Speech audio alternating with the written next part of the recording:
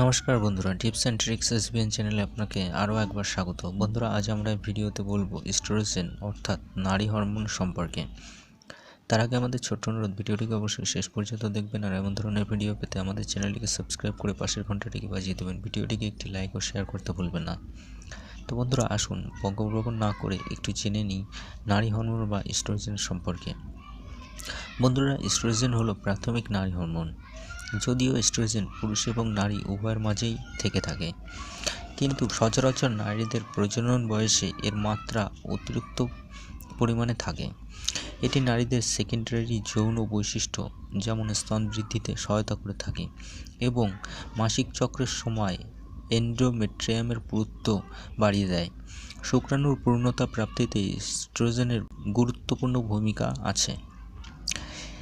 তাছাড়া ইস্ট্রোজেনে আরও কিছু কাজ আছে, যেমন গঠনমূলক, নারীদের সেকেন্ডারি যৌন বৈশিষ্ট্য উন্নতি করে থাকে, বিপাক হার বাড়িয়ে ফ্যাট বাড়িয়ে দেয়, এন্ডোমেট্রিয়ামের পুরুত্ব বৃদ্ধি করে, জরায়ুর আকার বৃদ্ধি করে, যোনিকে পিচ্ছিল করে, জরায়ুর প্রাচীরে পুরুত্ব বৃদ্ধি করতে সাহায্য করে, প্রোটিন সংশ্লেষ করতে সাহায্য করে, প্রোটিন উৎপাদন বাড়ায়, রক্ততঞ্চনে ভ্রমণকারী ফ্যাক্টর প্লাজমিনোজেন বাড়ায়, অ্যান্টিথ্রম্বিন অনুচক্রিকার পরিমাণ বাড়ায়, লিপিড এইচডিএল বা ট্রাই গ্লিসারাইড বাড়ায়, এলডিএল ফ্যাট জমানো কমায়, ফ্লুইড ভারসাম্য, সোডিয়াম এবং জল ধারণ ক্ষমতা বাড়ায়। ইস্ট্রোজেন কর্টিসল হরমোন বাড়াতে সাহায্য করে।